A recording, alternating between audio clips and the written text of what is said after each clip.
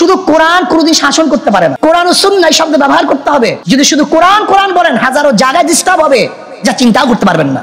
এজন্য আমি প্রত্যেকটা বক্তাকে বলবো, যখনই বলেন কোরআন সুন্নাহ কোরআন সুন্নাহ। এই ফয়জুল করিম কোরআনের জন্য নিজের জীবনকে বিলীন করে দিচ্ছেন, নিজের স্ত্রীকে ঠিকমতো সময় দিতে পারছেন না, নিজের সন্তানাদিকে সময় দিচ্ছেন না, শুধু কোরআনের আইনকে বাংলার জমিনে বাস্তবায়ন করার জন্য রাতকে রাত দিনকে দিন নিজের জীবনকে বিলীন করে দিচ্ছেন। ওই ফয়জুল করিমকে নাকি আজকে আদালত থেকে নোটিশ দেওয়া হয়, লিগেল নোটিশ দেওয়া হয়েছে, তিনি নাকি কোরআন অবমাননা করেছেন। আসতে বললেন যে ফয়জুল করিম নাকি কোরআন অবমাননা করেছে, এটা মানা যায়? আমি বলি যে আসলে ব্যাপারটা এটা, ফয়জুল করিম যে কোরআন অবমাননা করবে না সেটা পাগলও জানে। কথা ঠিক কিনা বলেন? কারণ তিনি কোরআন অবমাননা করতে পারেন না। তিনি বুঝাইতে চাইছেন যে কোরআন কেউ আছে, যে আমাদের আগে একজন আলোচনা করে গেলেন যে হুজুর আহলে কোরআনদেরকে বুঝাইতে চাইছিলেন যারা শুধু কোরআন কোরআন কোরআন কোরআন হাদিস সমন্বয় মানতে হবে। একদল আছে যারা বলে শুধু আমরা হাদিস মানি, আরেক দল আছে যারা বলে শুধু কোরআন মানি, আছে না? এই কথা ঠিক বললাম কিছু? সেই কথাটা বুঝাইতে গেলেন ওনার উপরে ক্লেম দিয়ে দেওয়া হলো যে উনি কোরআন অবমাননা করেছেন। তো ফয়জুল করিম দামাত বারকাতুহুল আলিয়া কোরআন অবমাননা করবেন, এটা পাগল হয়ে যায়। এখন তাদের উদ্দেশ্য হলো ভিন্ন। দেখছে আন্দোলন চাঙ্গা হচ্ছে, কোন এক দলের বিরুদ্ধে আন্দোলন চলে যাচ্ছে, কারণ তারা তো বারবার বলে যাচ্ছে অমুকের বক্তৃতার দায়ভার আমরা নিব না। অতঃপর আমরা দেখি আবার ওই নেতাকে তাদের মিটিংয়ে দেখা যায়।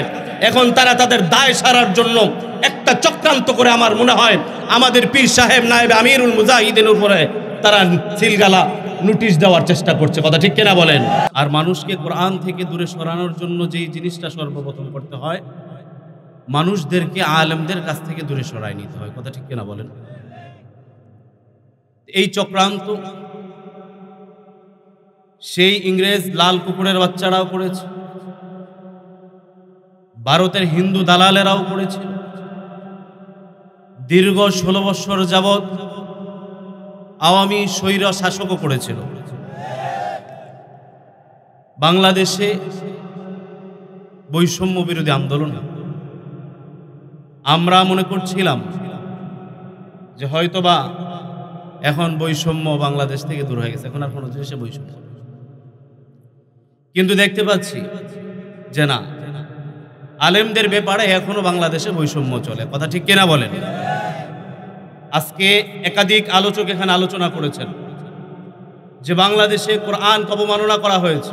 কোন এক ইউনিভার্সিটির ছাত্র যে কোরআনের উপরে কোরআন অবমাননা করেছে, তার পা দিয়ে কোরআনের উপরে লাথি দিয়েছে, নাউজুবিল্লাহ। তো দেখলাম সেই বিষয়টা নিয়ে মোটামুটি বাংলাদেশে অনেকটা গরম, অনেকে বিভিন্ন জায়গায় বিভিন্নভাবে আন্দোলন সংগ্রাম গড়ে তোলার চেষ্টা করছে। আমরাও দেখেছি, আমাদের অনেক মুরব্বীরা কথা বলেছে। এটা যেতে না যেতেই কিছুদিন পর আবার আরেকটা ঘটনা ঘটল। আসলে আমার কাছে কেমন জানি মনে হয় এগুলো স্বাভাবিক না, অস্বাভাবিক কিছু পিছন থেকে কোনো অদৃশ্য শক্তি কাজ করছে। কারণ অদৃশ্য শক্তি যদি কাজ না করে, এটা তো স্বাভাবিকভাবে হওয়ার কথা।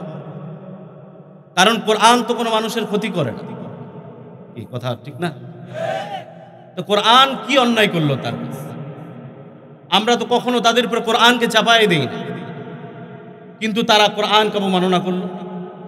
কিছুদিন পর দেখলাম আরেক দলের এক ভাই, তিনি বিভিন্ন মন্দিরে মন্দিরে গিয়ে দেখলাম বিভিন্নভাবে এটা নিয়েও প্রপাগান্ডা, ইসলামকে যথায় তথায় ব্যবহার করা শুরু করে। তো যারা এই বিষয় নিয়ে অত্যন্ত সুন্দরভাবে মাঠে ময়দানে আলোচনা করছে, তাদের মধ্যে বাংলাদেশের উল্লেখযোগ্য আমাদের চরমনায়ের নায়েবে আমিরুল মুজাহিদিন হযরতুল আল্লাম হযরত মাওলানা মুফতি মুহাম্মদ ফয়জুল করিম দামাত বারকাতুহুল আলিয়াও বলতেছে। গত 2-3 দিন আগে হুজুরের সাথে এক প্রোগ্রামে ছিলাম, ওদিনে হুজুর বলতেছিল যে আমার কাছে বিষয়গুলো আছে। আজকে হঠাৎ করে বিকেলবেলা দেখলাম যে আমিরুল মুজাহিদিন তার পুরো জিন্দেগিটাকে শেষ করে দিচ্ছেন কোরআনের পিছনে মেহনত করতে করতে। কথা ঠিক কিনা বলেন? গত 2-4 দিন আগে দুপুরবেলা একসাথে খানার দফতরে ছিলাম, খানা খাওয়া শেষ, হুজুর বললো রওনা দিতে হয়। বললাম যে হুজুর একটু রেস্ট করেন।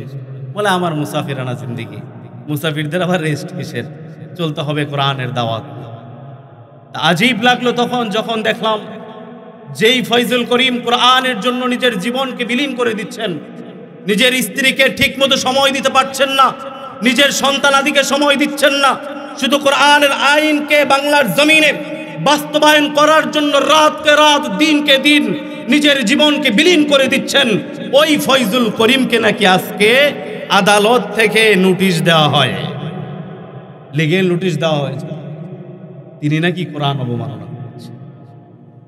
আসতে বললেন যে ফয়জুল করিম নাকি কোরআন অবমাননা করেছে, এটা মানা যায়? আমি বলি যে আসলে ব্যাপারটা এটা, ফয়জুল করিম যে কোরআন অবমাননা করবে না সেটা পাগলও জানে। কথা ঠিক কিনা বলেন? কারণ তিনি কোরআন অবমাননা করতে পারেন না। তিনি বুঝাইতে চাইছেন যে কোরআন কেউ আছে, যে আমাদের আগে একজন আলোচনা করে গেলেন যে হুজুর আহলে কোরআনদেরকে বুঝাইতে চাইছিলেন যারা শুধু কোরআন কোরআন কোরআন কোরআন হাদিস সমন্বয় মানতে। একদল আছে যারা বলে শুধু আমরা হাদিস মানি, আরেক দল আছে যারা বলে শুধু কোরআন মানি, আছে না? এই কথা ঠিক বললাম কি? সেই কথাটা বুঝাইতে গেলেন ওনার উপরে ক্লেম দিয়ে দেওয়া হলো যে উনি কোরআন অবমাননা করেছেন। তো ফয়জুল করিম দামাত বারকাতুহুল আলিয়া কোরআন অবমাননা করবেন, এটা পাগল হয়ে যায়। এখন তাদের উদ্দেশ্য হলো ভিন্ন, দেখছে আন্দোলন চাঙ্গা হচ্ছে, কোন এক দলের বিরুদ্ধে আন্দোলন চলে যাচ্ছে, কারণ তারা তো বারবার বলে যাচ্ছে অমুকের বক্তৃতার দায়ভার আমরা নিব না, অতঃপর আমরা দেখি আবার ওই নেতাকে তাদের মিটিংয়ে দেখা যায়। এখন তারা তাদের দায় সারার জন্য একটা চক্রান্ত করে, আমার মনে হয় আমাদের পীর সাহেব নায়েবে আমিরুল মুজাহিদিনের উপরে তারা সিলগালা নোটিশ দেওয়ার চেষ্টা করছে। কথা ঠিক কিনা বলেন? অতএব বাংলাদেশের তাওহীদি জনতা এই সমস্ত গাজাগরি গল্প আর খাবে না। কথা ঠিক? অতএব মুমিন মুসলমান, কথা লম্বা নয়, কথা একদম সংক্ষেপ, কথা একটাই, চক্রান্ত আগেও ছিল, চক্রান্ত এখনো আছে, কারণ এই চক্রান্তকে রুখে দিতে হবে। রাজি আছি না নাই? জোরে বলেন আছি না নাই? যোগে যোগে হাজারো চক্রান্ত হয়েছে, কিন্তু চক্রান্তকারীরা টিকে থাকতে পারে? টিকে থাকতে পারছে? এখনো যারা চক্রান্ত করবে টিকে থাকতে পারবে না। অতএব যদি চক্রান্তগুলো বুঝতে হয়, সঠিকভাবে জানতে হয়, তাহলে আমাদেরকে আলেমদের সাথে থাকতে হবে। রাজি আছি? জোরে বলেন রাজি আছি না নাই?